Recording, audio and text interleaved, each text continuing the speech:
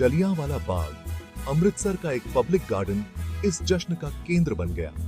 हजारों लोग बेखबर आने वाली त्रासदी से बाग में जमा हुए थे। वहां आदमी, औरतें और बच्चे सब मिलके इस जश्न का आनंद ले रहे थे। हवा में खाने की खुशबू फैली हुई थी और संगीत की आवाजें आ रही थीं। यह दिन एक साथ होने का दिन था। पंजाब के जोश का प्रमाण था। पंजाब के विधायक के जब जश्न अपने चरम पर था, जलियांवाला बाग पर एक साया पड़ा। ब्रिटिश जनरल रेजिनाल्ड डायर अपने सैनिकों के साथ बाग में पहुंचा।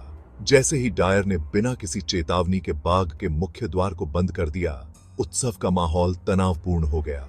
बाग की चार दीवारी में फंसी भीड़ डर और बेबसी से देख रही थी, जब डायर अपने अत्याचार को अंजाम देने की तैयारी कर रहा था।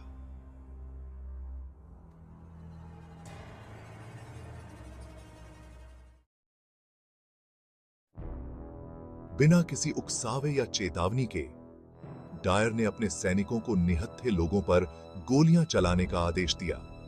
यह आदेश निर्दयता और क्रूरता का प्रतीक बन गया। 10 मिनट तक गोलियों की बौछार भयभीत पुरुषों, महिलाओं और बच्चों पर बरसती रही। हर तरफ चीख पुकार और अफरा तफरी मच गई। खुशी का माहौल अकल्पनीय आतंक के दृश्य में बदल गया। जो लोग कुछ समय पहले हंस रहे थे, अब अपनी जान बचाने के लिए भाग रहे थे। लोग अपनी जान बचाने के लिए भागे, बेरहमी से गोलियों से बचने के लिए। हर कोई अपनी जान की सलामती के लिए संघर्ष कर रहा था। कई लोग गोलियों से बचने के लिए कुएं में कूद गए, लेकिन उनका अंत भी दुखद ही हुआ। उनकी हिम्मत और हताशा दोनों ही व्यर्थ साबित हुई। बाग गोलियों की गूंज और मरने वालों की चीखों से गूंज उठा। यह दृश्य इतिहास में एक काले अध्याय के रूप में दर्ज हो गया। जलियांवाला बाग हत्याकांड हिंसा का एक भयानक कृत्य था, जिसने भारत की आत्मा पर एक स्थायी घाव छोड़ दिया। 1000 से ज्यादा निर्दोष लोग मारे गए और अनगिनत लोग घायल हुए।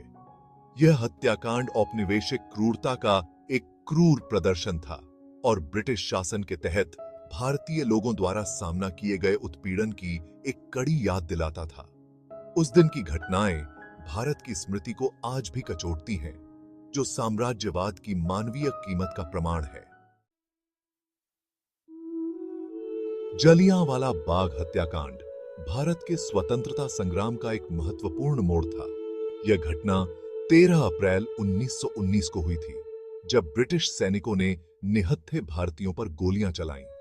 इसने ब्रिटिश शासन के खिलाफ गुस्से और आक्रोश की आग लगा दी, जिससे भारतीय लोग स्वतंत्रता की अपनी लड़ाई में एकजुट हो गए। इस घटना ने भारतीय स्वतंत्रता संग्राम को एक नई दिशा दी और लोगों के दिलों में स्वतंत्रता की लौ को और प्रज्वलित किया।